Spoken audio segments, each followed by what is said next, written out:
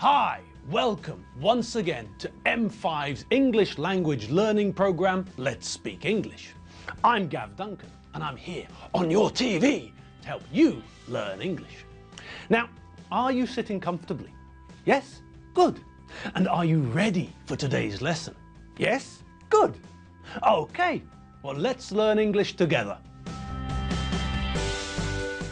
And welcome once again to the studio here on the planet Zrankaphon. Sorry, that's not true, is it? That was a lie. Only a little white lie, but still it was a lie. Sorry, we're not on the planet Zrankaphon at all. In fact, I don't even know if there is a planet Zrankaphon. So, sorry, once again. We are in the studio, as you can all see, but we're on planet Earth, not Zrankaphon. And if we want to be more specific, then we're in Europe. We're in the center of Europe, here in Hungary, and we're in the capital city of Hungary.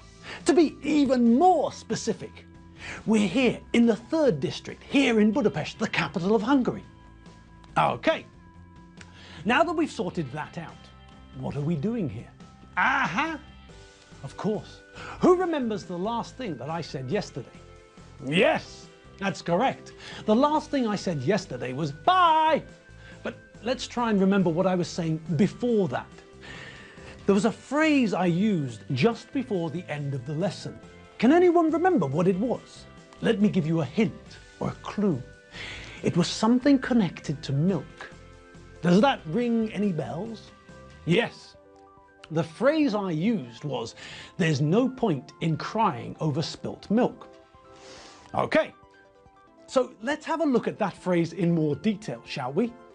Well, the first thing we need to do is look at the idea of something having a point, or there being no point to something. If we talk about something having a point, then we're saying that there is a reason for doing something. There is a clear, good reason for doing something. Take, for example, the idea of studying. Perhaps when you're at school, you don't want to study for an exam. Your parents tell you that you have to study for the test. And you ask them, what's the point? Now, probably your parents will tell you that the point of studying for the exam is to get good results in the exam. Then, when you want to leave school and go to university or get a job, the university or the potential employer will look at your results and see if they want you to come to the university or come to work for them. The point of an exam is to show that you can study and learn information. The point of you studying for the exam is to make sure that you get a good result so that later on you get into the university or you get the job you want. Think about language for a second. You're all Hungarian. You all speak Hungarian. And we all know that the Hungarian language is unique. The Hungarian language is special. It's one of a kind. There are no real connections to other languages. Think about the other languages in Europe. The English language has got lots of connections to the French language, the German language, Latin and Greek. French and Spanish have got connections. Spanish and Italian have connections. And think about Serbian, Slovak, Slovenian, Ukrainian, Russian. All of these languages are connected because they're Slavic languages. They all have a common base. Now, maybe you're thinking to yourself, fine, Gav, but what's the point of this lecture on European languages? And that's a good question. What's the point? Why am I highlighting the differences and similarities between European languages? What is the reason for me telling you this? Well, it's connected to Hungarian. Hungarian is unique. Hungarian is special. And this creates a special situation for Hungarians.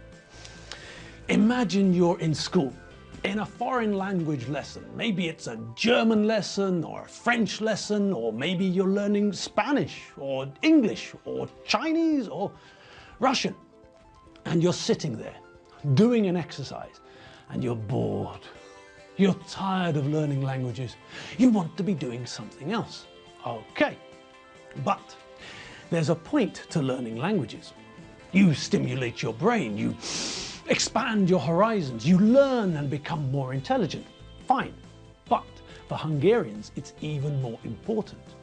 For Hungarians, because we are an island surrounded by foreign languages, languages which have no connection to ours, there's even more of a point for Hungarians to learn foreign languages. Think about size. Think about markets. If you don't bother to learn a foreign language at school, okay, fine, it's your choice. But think about the difference between the situation that you'll find yourself in later on and that of a German. If a young German decides that they don't want to learn a foreign language, no problem. Germany is a huge country, a huge market for business, and the Germans can also communicate with the Austrians and the Swiss. So, a huge market for business with two other rich markets where the Germans can communicate. Think about a young person in Belarus. Again, they decide that they don't want to learn English or French. They're happy with their mother tongue. Okay, but think about the possibilities that they have with their mother tongue. Think about the Russian market, lots of business. Think about Ukraine, another large market. Think about all of the countries where they can communicate and buy and sell on different markets. Good. Now, let's look at ourselves in the mirror. Are we a large country? No. Are there lots of us? No, not really. There are more than there used to be, but we're still a very small nation. Now, can we communicate easily with the countries around us?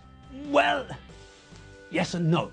We can communicate very easily with the Hungarians in the countries to the north, south, east and west of us because they're Hungarians. We speak the same language. But if we want to speak, communicate and, more importantly, do business with the Germans, the Spanish, the Italians, the French and anyone else, then we have to see that they are not going to learn Hungarian. They're bigger than us. We want to do business with them, so we have to learn their language, or a common language that we can use to communicate with. So, back to where we started. If a German doesn't see the point in learning English, then fine. He or she can still find a job and do good business in Germany, Austria and Switzerland. Lots of opportunities, lots of people to sell to. If a Belarusian doesn't see the point in learning Spanish, then fine. He or she still has a huge market to explore, lots of people to buy from and sell to. But if a Hungarian decides not to learn a foreign language, then, well, then there's a problem. The Hungarian is restricted to a small market. And if you want your business to grow, then small markets are too small. So, perhaps there's no point, no good reason for a Spaniard or a German or a Russian to learn foreign languages. They can still communicate with other large markets. The Spaniard with the South Americans, for example. But for us, for the Hungarians, sitting here in the middle of Germanic and Slavic languages, it's very important. There's a very good point to learning a foreign language.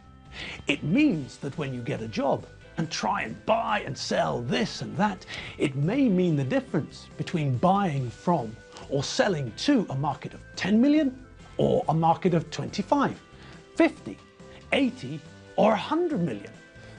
So, when you're sitting in your classroom, bored, wondering what's the point? The point is that you were born on a language island. And if you want to become a businessman or businesswoman, selling things and buying things, making money to improve your life, then you might find it difficult to do only using the Hungarian language and only operating on the Hungarian market. If you've got a good product to sell, then maybe you want to sell it to the Chinese or the North American. That's the point of learning languages. Learn to communicate. Then, when you go abroad on business, you'll have the chance to be more successful, selling your electric skateboards not to a market of 10 million, but to a market of billions. Another reason, of course, is holidays. When you speak a foreign language, when you can communicate with people from other countries, then those countries open up to you. Believe me, I'm speaking from personal experience. When I first came to Hungary, I didn't know anything about Hungary. Nothing. No information. Not a sausage. And I didn't know anything about the language either. I came here and I spoke English. Now, okay, it's possible to get by in Hungary speaking English, but it's only half living. Until I started trying to speak Hungarian, I was just a foreigner living in Hungary. But when I was able to communicate, then the people and the country opened up. When I only spoke English, then my social life was connected to foreigners. And that's silly. Why live in Hungary if you have no connection to the people, to the country? In the beginning, when I lived here, I was disconnected from the people and the country. Things happened, but I didn't understand, or I wasn't interested. I was a young, arrogant Brit. But now, speaking the language makes me a part of society. It means that I am interested in things. I do understand, or if I don't, then I want to, and I ask people to explain things to me. It's much better, believe me. Oh, blimey, look at the time. Another lesson almost over, and I didn't finish the explanation I was making. Oh well, there's no point in crying over spilt milk, is there? Hey, there it is again. Right, let's have another bash at it, shall we?